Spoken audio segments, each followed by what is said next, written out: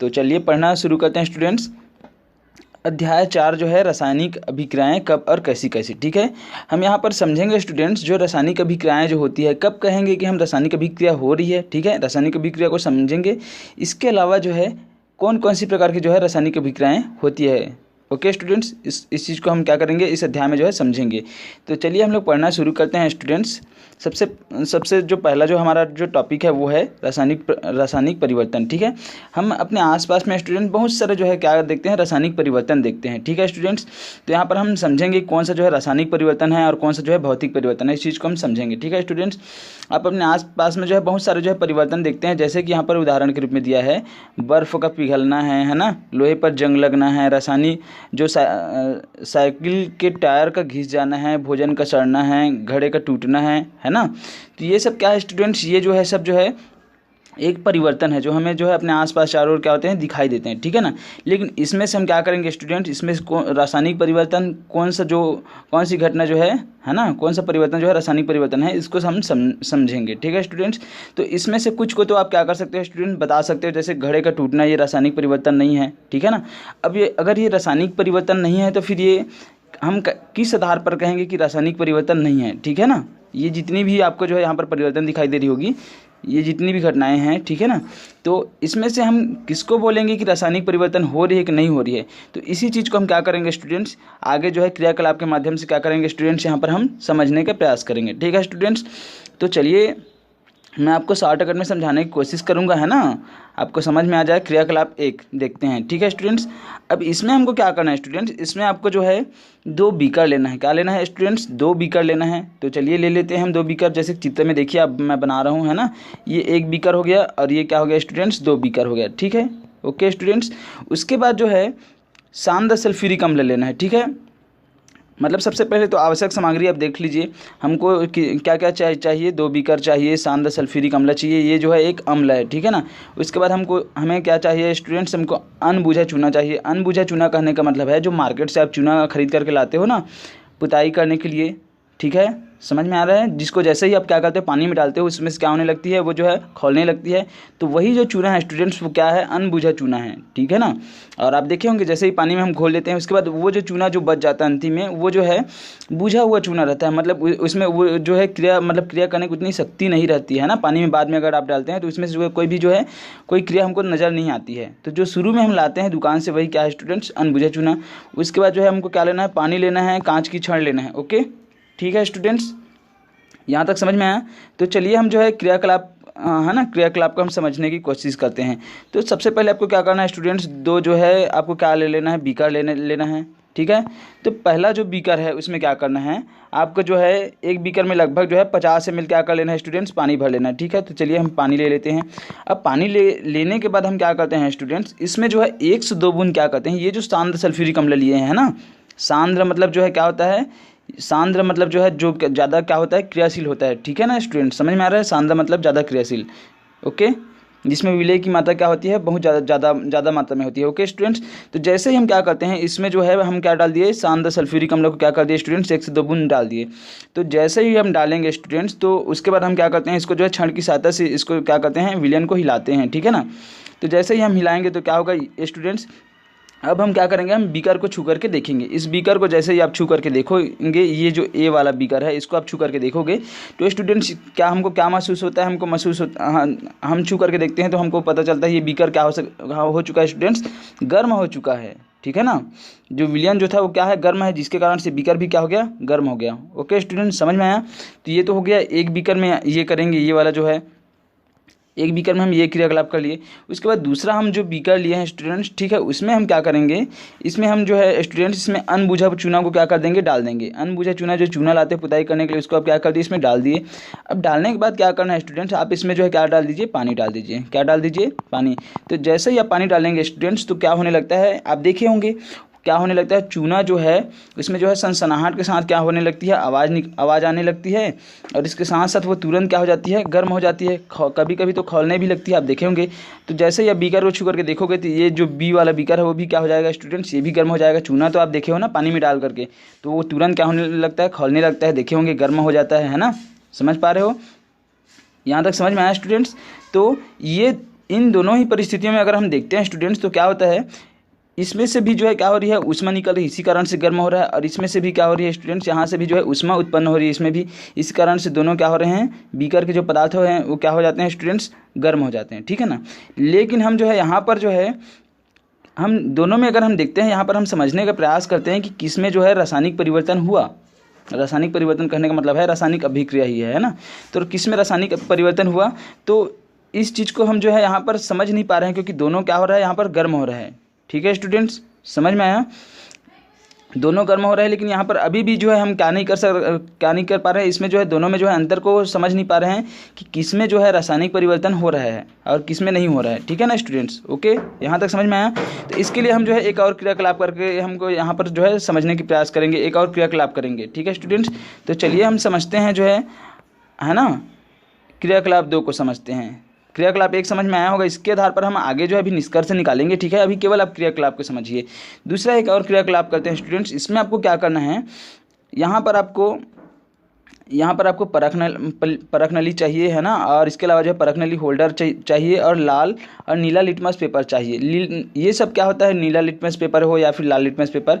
Litmus paper जो है एक सूचक होता है जो किसी भी पदार्थ को वो अम्लीय है या फिर क्षारीय है उसकी प्रवृत्ति को क्या करता है, ये बताता है। ओके स्टूडेंट्स, और इसके अलावा जो है हमको गर्म करने का साधन चाहिए, और सोडा वाटर चाहिए, सोडा वाटर जो मार्केट में मिलता है ना, और खाने का सोडा कहने का मतलब है जिस सोडे का इस्तेमाल जो है किस में किया जाता है, जब घर में भजिया बनाते हैं या फिर दाल जो रहता है जो नहीं पकता है तो उसमें क्या किया जाता है, खाने का सोडा जो है डाला जाता है। ओके स्टूडेंट्स, अब आपको क्या करना है, अब यहाँ पर आपको जो है 2 चीज़ें यहाँ पर समझनी है। एक जो है जैसे कि मान लीजिए जो सोडा वाटर है ना, उसका बाटल है, तो जैसे ही आप सोडा वाटर का बाटल आप जैसे ही खोलते हैं स्टूडेंट्स, तो क्या होता है इसमें से जो है तुरंत जो है क्या होने लगती है स्टूडेंट्स, गैस निकलती है। जैसे ही सोडा वाटर को आप खोलते हैं यहाँ से क्या निकलती है स्टूडेंट्स, गैस निकलती है, ठीक है ना। तो ये जो गैस जो निकलती है, सोडा वाटर का जो बाटल रहता है, जैसे ही गैस निकलती है यहाँ पर आप क्या करेंगे, आपको जो है गीला हुआ जो है नीला तथा जो लाल लिटमस पेपर उसको क्या करना है स्टूडेंट्स, ले जाना है, ठीक है। और ले जाने के बाद देखना है उसके रंग में जो है क्या परिवर्तन होता है। इसके अलावा जो है इसमें जो भरा हुआ जो सोडा वाटर है उसमें भी क्या करना है स्टूडेंट्स, आपको जो वो जो पेपर होगा, जैसे कि ये पेपर है ना, लाल या नीला लिटमस पेपर गीला वाला, तो शुरू में जो गैस निकलती है उसके पास ले जाना है इस लिटमस पेपर को आपको। उसके बाद इस लिटमस पेपर में जो है इसके रंग में क्या परिवर्तन आया है उसको आपको क्या करना है, देखना है।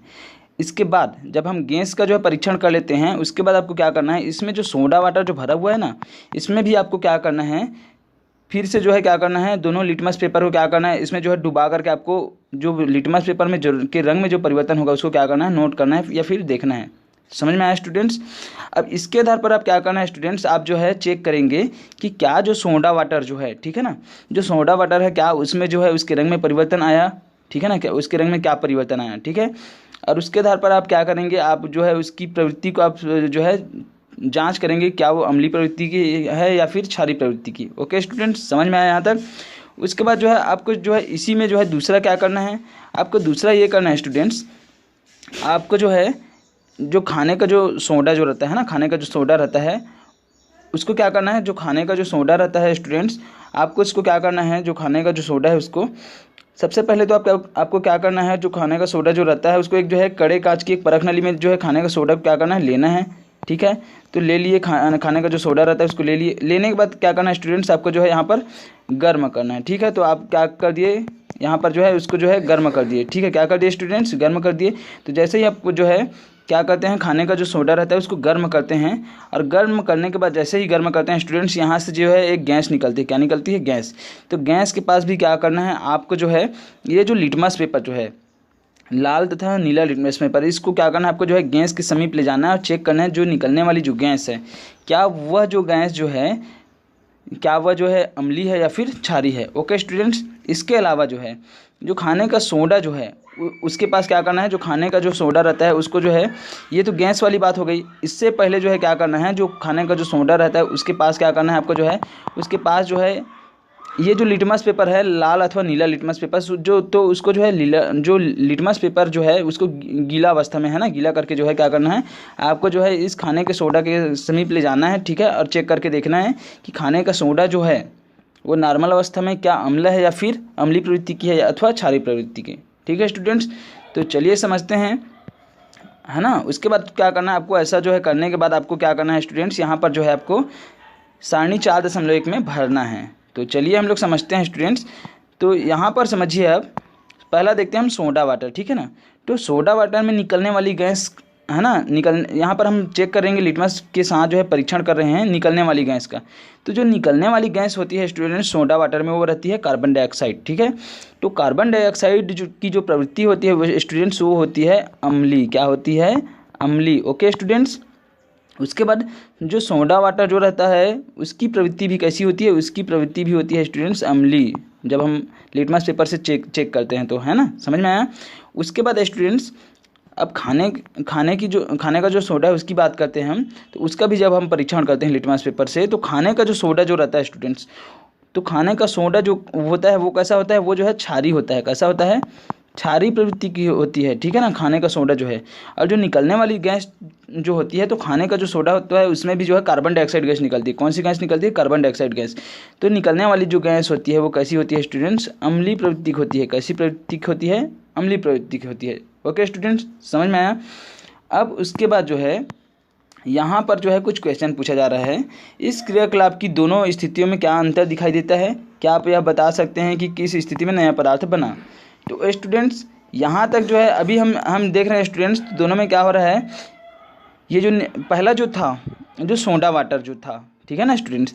तो यहाँ पर हम सोडा वाटर जो है जो था सोडा वाटर, तो यहाँ पर हम जो है देखते हैं अगर, तो जो सोडा वाटर था उसमें किसी भी प्रकार से जो है कोई ऐसा कोई नया पदार्थ नहीं बनता है। क्यों नहीं बनता है? जैसे ही हम सोडा वाटर का जो भी रहता है बॉटल जो रहता है उसको जैसे ही खोलते हैं तो इसमें से क्या निकलने लगती है स्टूडेंट्स? यहाँ से जो है कार्बन डाइऑक्साइड गैस निकलती है तुरंत। लेकिन क्या इसमें जो है कोई नया पदार्थ बन रहा है क्या स्टूडेंट्स? तो यहाँ पर कोई भी जो है नया पदार्थ जो है नहीं बन रहा है। ओके, समझ में आया। जो सोडा वाटर जो रहता है जैसे ही उसको हम खोलते हैं तो उसमें हमको एक परिवर्तन दिखाई देता है, वहाँ से जो है कार्बन डाइऑक्साइड गैस निकलती है तुरंत, ठीक है ना। तो यहाँ पर नया पदार्थ नहीं बनता है। लेकिन जो खाने का जो सोडा रहता है स्टूडेंट, खाने का जो सोडा रहता है, तो इसको जैसे ही हम क्या करते हैं, जैसे ही गर्म करते हैं, तो गर्म करते हैं तो उसमें जो है कुछ नया पदार्थ बनता है। समझ में आया स्टूडेंट्स? समझ पा रहे हो? ओके, है ना। तो नया पदार्थ किसमें बनता है? जो खाने का सोडा रहता है उसमें। इसके बाद जो है अब हम जो क्रियाकलाप किए थे, जो पहला और दूसरा जो क्रियाकलाप किए थे उसमें हम समझने का प्रयास करेंगे कि किन स्थितियों में जो है किसमें जो है रासायनिक परिवर्तन हो रहा है और किसमें नहीं हो रहा है। तो पहला जो हम क्रियाकलाप किए थे जिसमें हम क्या किए थे स्टूडेंट्स, जैसे ही जो पहला हम क्रियाकलाप किए थे तो जिसमें पहले में क्या किए थे, हम पानी लिए थे 50 ml और इसमें क्या किए थे, 1-2 बूंद क्या कर दिए थे, सल्फ्यूरिक अम्ल को हम डाल दिए थे। तो जैसे सल्फ्यूरिक अम्ल को डाले थे तो ये बीकर क्या हो गया था स्टूडेंट्स? गर्म हो गया था, क्योंकि ऊष्मा उत्पन्न हो गई थी। समझ में आ रहा है ना स्टूडेंट्स। लेकिन यहाँ पर हम देखने वाली बात यह है स्टूडेंट्स कि यहाँ पर जो है गर्म जरूर हो रहा है, ये बीकर जो है गर्म हो रहा है, ठीक है ना। और यहाँ से ऊष्मा उत्पन्न हो रही है सल्फ्यूरिक अम्ल को पानी में डालने पर, जो क्रियाकलाप 1 देखे थे पहला में उसमें। लेकिन यहाँ पर क्या होता है स्टूडेंट्स, ये जो है ये केवल भौतिक परिवर्तन है। क्यों भौतिक परिवर्तन है? क्योंकि इसमें कोई भी नया पदार्थ जो है नहीं बनता है स्टूडेंट्स। इसी कारण से क्या है स्टूडेंट्स, ये जो है एक भौतिक परिवर्तन है। ओके, अब उसके बाद जो है हम दूसरा जो है क्रियाकलाप देखे थे जिसमें हम क्या किए थे स्टूडेंट्स, जो दूसरा हम जो है क्रियाकलाप कर रहे थे उसमें हम लोगों ने देखा था, एक तो हम ये देख लिए थे, एक में पानी में सल्फ्यूरिक अम्ल वाला, और दूसरा हम लोग देखे थे स्टूडेंट्स जैसे ही हम क्या करते हैं, जैसे ही हम जो है बूझा चूना को लेते हैं। किसको लेते हैं स्टूडेंट्स? बूझा चूना को। दूसरा क्रियाकलाप देखे थे ना, तो बूझा चूना को लेते हैं और बूझा चूना को लेने के बाद क्या करते हैं स्टूडेंट्स, इसमें पानी डाल देते हैं। जैसे ही हम पानी डालते हैं तो इसमें जो है क्या होने लगती है, सनसनाहट के साथ आवाज़ आती है और ये जो है तुरंत क्या हो जाती है, गर्म हो जाती है। ये जो बीकर जो रहता है तुरंत क्या हो जाती है, गर्म हो जाती है। अब यहाँ पर ऊष्मा भी उत्पन्न होती है। लेकिन इसमें क्या होता है स्टूडेंट, इसमें जो है एक नया पदार्थ बनता है। क्या बनता है स्टूडेंट्स? नया पदार्थ बनता है, जिसके आधार पर हम कहते हैं कि इसमें जो है रासायनिक परिवर्तन हो रही है। क्या हो रही है? रासायनिक परिवर्तन, ठीक है ना। ओके स्टूडेंट्स, इसके आधार पर हम कहते हैं इसमें जो है रासायनिक परिवर्तन हो रही है, ठीक है स्टूडेंट्स। और रासायनिक परिवर्तन को ही हम क्या बोलते हैं स्टूडेंट्स, उसी को हम रासायनिक अभिक्रिया बोलते हैं। क्या बोलते हैं? रासायनिक अभिक्रिया बोले या फिर रासायनिक परिवर्तन बोले, दोनों एक ही है। ओके स्टूडेंट्स, तो इससे हमको पता चलता है, यहाँ पर हमको जो है एक आधार मिल जाता है कि हम किसको जो है रासायनिक परिवर्तन कहेंगे या फिर रासायनिक अभिक्रिया कहेंगे, ठीक है स्टूडेंट्स। तो अगर कोई भी ऐसा परिवर्तन जिसमें क्या होता है, कोई नया पदार्थ बनता है, ओके स्टूडेंट्स, कोई भी ऐसा परिवर्तन जिसमें नया पदार्थ बनता है, रासायनिक परिवर्तन उसे वो जो परिवर्तन रहता है उसको रासायनिक परिवर्तन बोलते हैं या फिर रासायनिक अभिक्रिया भी बोलते हैं। ओके स्टूडेंट्स, समझ में आया क्या है? अगर रासायनिक अभिक्रिया की जब भी बात आएगी तो वहाँ पर आपको जो है एक चीज़ जो है ध्यान देना है कि अगर उस परिवर्तन में या फिर उस अभिक्रिया में कोई नए पदार्थ का क्या हो रहा है, निर्माण हो रहा है, तब उसी को हम बोलेंगे स्टूडेंट्स, तब उस अभिक्रिया या फिर उस परिवर्तन को बोलेंगे रासायनिक परिवर्तन। ओके स्टूडेंट्स, ये जो है क्या है, ये जो है बेस है। मतलब जो है आपको अगर समझना है कि रासायनिक परिवर्तन हो रहा है कि नहीं हो रहा है, तो आपको वहाँ पर देखना पड़ेगा क्या कोई नया पदार्थ बन रहा है रासायनिक अभिक्रिया के पश्चात। अगर बन रहा है तो हाँ, इसमें जो है क्या हो रहा है, रासायनिक परिवर्तन हो रहा है या फिर रासायनिक अभिक्रिया हो रही है। ठीक है स्टूडेंट्स, उसके बाद जो है ये तो मैं समझा चुका था कि कौन सा जो है अम्लीय होगा, कौन सा क्षारीय होगा। ठीक है स्टूडेंट्स, अब हम जो सोडा वाटर है ना, जो बोतल जो थी, तो हम लोग देख लिए थे कि जो सोडा वाटर जो होता है वहाँ पर जो है कोई भी रासायनिक अभिक्रिया नहीं होती, बल्कि वो जो है एक भौतिक परिवर्तन है, क्योंकि वहाँ पर कोई नया पदार्थ नहीं बनते हैं। किंतु जो खाने का जो सोडा रहता है स्टूडेंट्स, तो खाने का जो सोडा रहता है उसमें वहाँ पर क्या होती है, रासायनिक अभिक्रिया होती है। तो उस रासायनिक अभिक्रिया को हम समझने का प्रयास करते हैं, क्यों वह जो है रासायनिक अभिक्रिया है। तो जो खाने का जो सोडा रहता है, ठीक है ना, उसी के बारे में मैं बात कर रहा था। तो जो खाने का जो सोडा रहता है उसका रासायनिक सूत्र होता है स्टूडेंट्स, ये होता है ऐसा, ये जो लिखा है ना ऐसा NaH है ना, और CO3, इसको बोलते हैं हम सोडियम बाइकार्बोनेट। क्या बोलते हैं स्टूडेंट्स? सोडियम बाइकार्बोनेट का ये रासायनिक सूत्र है। ओके, रासायनिक सूत्र में ऐसा ही दर्शाया जाता है, सोडियम बाइकार्बोनेट। ओके, अब होता क्या है स्टूडेंट्स, जैसे ही हम सोडियम बाइकार्बोनेट को हम गर्म करते हैं, शुरू में मैं बताया था खाने का सोडा को क्या करते हैं, हम ऐसा रखते हैं और एक बीकर में लेते हैं, उसके बाद उसको गर्म करते हैं। तो वही प्रक्रिया को हम क्या कर रहे हैं स्टूडेंट्स, यहाँ पर जो है रासायनिक अभिक्रिया के माध्यम से समझाने का प्रयास कर रहे हैं। ठीक है ना, तो जैसे ही हम क्या करते हैं, खाने का सोडा जो रहता है उसको गर्म करते हैं, तो खाने का जो सोडा रहता है सोडियम बाइकार्बोनेट जो है उसी का रासायनिक नाम है सोडियम बाइकार्बोनेट, खाने का सोडा का। ठीक है ना, उसको जैसे ही हम गर्म करते हैं तो वो जो है सोडियम कार्बोनेट में टूट जाता है और फिर पानी बनाता है और फिर कार्बन डाइऑक्साइड गैस क्या करता है, बनाता है। ओके स्टूडेंट्स, समझ में आया? इसी कारण से जैसे ही हम क्या करते हैं, सोडियम बाइकार्बोनेट को जैसे ही हम गर्म करते हैं तो वहाँ से जो है एक गैस तुरंत निकलती है। ठीक है ना, समझ में आ रहा है? एक गैस निकलती है, वो कौन सी गैस थी? यही गैस थी कार्बन डाइऑक्साइड गैस। ओके, समझ में आया? इसके अलावा जो है कुछ मात्रा में जो है यहाँ पर क्या बनता है, पानी भी बनता है, जो वाष्प के रूप में हमको आसपास में दिखाई देता है, पानी बनता है। इसके अलावा जो है सोडियम कार्बोनेट बनता है, सोडियम कार्बोनेट, धावन सोडा जिसको बोलते हैं। समझ में आ रहा है ना, सोडियम कार्बोनेट बनता है। ओके स्टूडेंट्स, तो यहाँ पर देखिए, ये जो सोडियम जो कार्बोनेट था वो जैसे ही उसको हम गर्म किए तो इसमें कुछ परिवर्तन हुआ। परिवर्तन होने के पश्चात यहाँ पर देखिए आपको कुछ नए नए पदार्थ जो है यहाँ पर आपको दिखाई दे रहे हैं।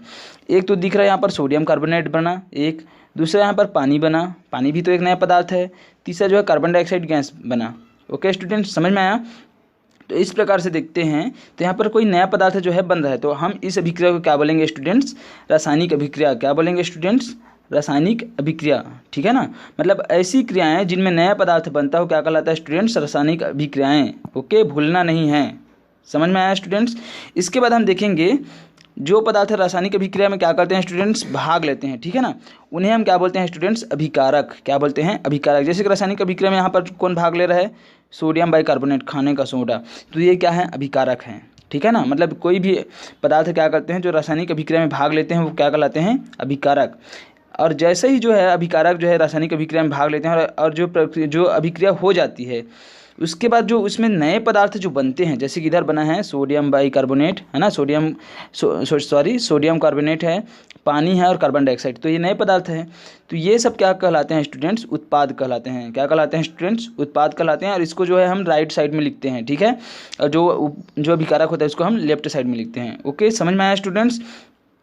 तो इस प्रकार से आप लोगों को जो है एक बार और समझ लीजिए, रासायनिक अभिक्रिया में जो भी पदार्थ क्या होते हैं स्टूडेंट्स? भाग लेते हैं रासायनिक अभिक्रिया में, उसे हम बोलते हैं अभिकारक। क्या बोलते हैं स्टूडेंट्स? अभिकारक। भूलना नहीं है। ठीक है, अभिकारक बोलते हैं। ठीक है ना, और ये जो अभिकारक होता है उसे हम हमेशा जो है लेफ्ट साइड में लिखते हैं। देखिए ये वाला जो तीर है ऐसा, इसके हम क्या किए हैं? जस्ट लेफ्ट साइड में लिखे हैं, इस साइड। ठीक है ना, और उसके बाद जैसे ही रासायनिक अभिक्रिया हो जाती है तो ये जो अभिकारक जो होता है किस में बदल जाता है? उत्पाद में। तो ये जो राइट उत्पाद को हम जो है हमेशा जो है राइट साइड में लिखते हैं। जो नए पदार्थ बनते हैं वही क्या है? उत्पाद हैं। क्या है स्टूडेंट्स? उत्पाद। भूलना नहीं है। ओके, तो इस प्रकार से स्टूडेंट्स आज का जो ये क्लास है इसमें आप लोगों ने समझ लिया होगा कि रासायनिक अभिक्रियाएँ जो है क्या होती है और कब हम बोलेंगे रासायनिक अभिक्रियाएँ हो रही है। इसके अलावा जो है अभिकारक क्या हैं, उत्पाद क्या है, बहुत अच्छे से आप लोगों ने जो है आप लोग समझ लिए होंगे। ओके स्टूडेंट्स, तो मैं आशा करता हूँ अभी तक जितना भी जो पढ़ाया हूँ मैं समझ में आया होगा। और जब नेक्स्ट क्लास होगी स्टूडेंट्स, तो हम जो है रासायनिक अभिक्रिया के लक्षण देखेंगे कि रासायनिक अभिक्रिया के कौन कौन से लक्षण होते हैं। ओके स्टूडेंट्स, तो आज के लिए बस इतना ही।